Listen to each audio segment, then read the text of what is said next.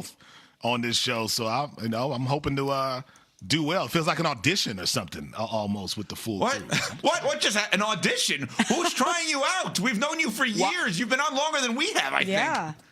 Well, I mean, I'm back tomorrow. I just want to make sure everybody wants me back tomorrow, too. Well, we never said that, Myron. Want to do well. Let's wait on that. Let's just see how you do. You know what? You're right. It is. Let's see if Myron makes it back to tomorrow. What are you wearing, Smalls? You're wearing a jersey today? It's jersey day? I didn't know this. My soccer team, St. Louis City SC, I came home. They had sent me their latest jersey collab, this one with Tina Turner, who you may not know has St. Louis roots. I did not know that. The Queen of Rock and Roll moved to St. Louis when she was 16, changed her name to Tina Turner, and found her voice and her style and the music scene in St. Louis. So my soccer team did this awesome collab with the Tina Turner brand, and they sent it to me, and I didn't have time when I arrived last night to do any laundry, so I'm representing my squad, and they sent me some fresh clothes to wear because I don't have any right now. Did not know Tina Turner in St. Louis, but now I didn't know that either. But to be fair, if you said to me, "Where is Tina Turner from?" I don't know that I would have known the answer to that prior to this moment. And she's not from St. Louis. She moved there when she was 16. From where? Stand by, I'll tell you. Well, you probably should have known that before you did the big move there. Why? The first 15 years inconsequential. St. Louis is where she found herself. The first 15 years of Tina Turner's life, Myron, She's she from just said Tennessee. You can't say Tennessee. Tennessee's a huge music place. But she came to St. Louis and changed her name to Tina Turner and became the rock and roll icon that she was ultimately meant to be. I didn't know that. Yeah, I didn't know that either. It's good news. Yeah, it's good news. information. All right. Anna Mae Bullock is her government. I kind of like that even better. I got to be honest. That's a cool name. Anna Mae Bullock? She's a classic. That's a good name. Now, I know Anna Mae from seeing the movie. Like, seeing the movie, I remember it being called Anna Mae. I didn't know she's from Tennessee, though. Okay. So she was born in Tennessee, but St. Louis is where she became Tina, the iconic Tina Turner. All right. All right. Anyway, so we have a lot to get to today. Myron hanging out with us. The Seahawks are the world champs, in case people did not know that. They had a parade yesterday, and Ernest Jones, their stud linebacker, made our producers use the bleep button. Here's why. Not only do we have the best defense in the world, we got the best team in the world, and quite frankly, if you got anything to say about my quarterback, you got anything to say about my defense, you got anything to say about my O-line, and you got anything to say about the city of Seattle, I got two words for you. You. I was waiting for come to death row at the end of that. I'm just saying, the way he just set that up, I needed shiny suits. I needed something there. I was waiting for come to death row at the end. If you get it, you get it. Here's the thing, guys. I get Ernest Jones standing up for his quarterback. I get Ernest Jones standing up for his team. He should. That's the kind of guy you want as your teammate. But are we just going to act like the critique, Smalls and Myron, is not historically fair against Sam Darnold? Why would his teammates want to put historical context around his career? They're sitting there looking at him being like, I'm a champion in part because of him.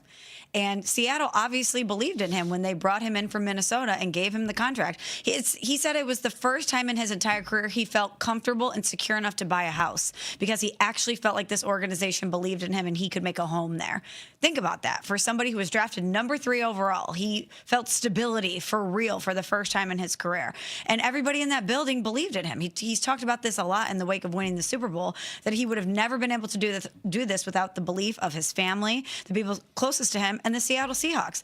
So, yeah, of course, this is their moment to sit there and be like, we were right, you were wrong, and we are going to big up our guy, and Sam Darnold. Yeah, I mean, think about what happened to him, too. I mean, he won 14 games that the Minnesota Vikings were like, we'll go to the young player who's coming off a season-ending knee injury. We don't know if he's any good, but go ahead and do what you want to do in Seattle. We're going to pick him. So, I mean, Sam Darnold, I think, probably feels like he was slighted by the Vikings, overlooked, and now he found a home in Seattle and won a Super Bowl. His guy should be standing up for him like that. Understood. But let's just go through this for a second. I totally get having your quarterbacks back, right? He's been amazing the last 2 years. Where Myron is in Minnesota and obviously in Seattle. But let's not act like the body of work would not indicate more bad years than good years. Just overall. And I'm not trying to take shots at Sam Darnold. Any way I do this, it's going to come off like I'm taking shots at Sam Darnold. I understand that, so I got to live with that, right? But if you think about, just do the compare and contrast. Sam Darnold was in the NFL 6 years prior to the Minnesota year last year and the Seattle year this year. His first 6 years in the league, his teams were 21-34 record-wise when he was the starting quarterback in the league for their team. 61 touchdowns, 55 interceptions. That's in 6 years total. The last 2 years, his teams in the regular season were 28-6, 31-7 with the playoffs. He had 60 touchdowns, one less than the previous 6, 26 interceptions. So he had more wins in 2 years than he did in 6, and one less touchdown in 2 years than he did in 6. More touchdowns if you include the playoffs. So I think it is fair for us to still be in a state of shock or surprise, Myron, for us to say, you know what, this is odd that Sam Darnold won it all. He's great, but if you told us he was going to have these 2 years coming out of USC, we'd believe it. If you told us he was going to have these 2 years coming off of the previous 6, we would not. Yeah, I mean, a lot of that is because people want instant success from young players. I mean, Sam Darnold's not 37 years old. He's a young guy who found the right spot. And I think that, to me, is what you can give credit to. Last year in Minnesota, great system. Obviously in Seattle, great system. When you put him in the right situation, he has been pretty good. But who cares about what he did earlier in his career? That man has won a Super Bowl with the Seattle Seahawks. And to me, that makes him a top 10-ish quarterback. And I think that should be the focus. And I think those numbers you gave are more an indictment on the team and the organization around him than of his skill set. Because coming out of college, we, like you said, expected him to be this guy. And Sam Darnold's career is a lesson in patience. It's a lesson in resilience. And it really highlights the fact that a lot of these quote-unquote busts at quarterback may have been very successful if they had landed with a better organization, an organization that put the talent around them, an organization that knew how to protect them so they don't get the career knocked out of them, an organization that has stability and continuity with the coaching staff and the scheme. He wasn't good early on in his career. The numbers are the numbers. The lack of team success, I should say, is a lack of team success. But I don't put that solely on his shoulders. Guys, ask a quick question for clarification. Did you say lesson or lessons? Lesson. Okay. Because lessons is a word I'm unfamiliar with, so I thought maybe we had an early word of the day, but it sounded in my ears like lessons. It's lesson. Why are you laughing? I don't know. Something happened here. You used the word of the day and I didn't pick up on it already? Do you want to guess? I don't know what the word would be. Myron, you're nodding your head. Did I miss the word of the day already? I don't know. Okay, wait, hold on. Michelle. Yeah. I can't tell. Right? No, I'm going to say no. Okay. Which means I obviously did. But so we have people, Ryan Clark, on our network saying he's top 9 in the NFC. Mm-hmm. We have other people saying, Myron just said he's top 10-ish, which I think is very fair. But is it fair to critique Sam Darnold? Is it fair to still question Sam Darnold? Or are we not allowed to at all bring up anything? Like I said on the air, and I've been ripped everywhere, that I think right now he's ahead of Myron's hometown quarterback, not where he lives, but his hometown quarterback, Jordan Love. Like I think he's ahead of him right now. I think I've been somewhat complimentary to him. But I do think because of the nature of this man's career, it is okay to still wonder a tiny bit about who is he. That's not like you can't wonder who is Mahomes. You're not going to wonder who was Tom Brady. This is not this quarterback that was trending towards winning it all. Are you still wondering who Josh Allen is? Ooh. Am I relative to winning? Yes. Well, because Sam Darnold is the first person in that draft class to win a Super Bowl. He did it before Baker, he did it before Allen, and he did it before Lamar. So we're wondering who he is. He's the first one of a very decorated crop of quarterbacks in that 2018 draft class to win a Super Bowl. That's who he is. Understood. But, I love Jalen Hurts. Do people question Jalen Hurts? Yeah. Okay. Myron, do you question Jalen Hurts at all? Yeah, and you should. Okay, so why is it not fair to do that with Darnold? Why are we getting told off by doing that? But I don't know what you want him to do. I mean, he just won a Super Bowl. And they dominated the NFC, and then they went to the Super Bowl, and they dominated the best team in the AFC.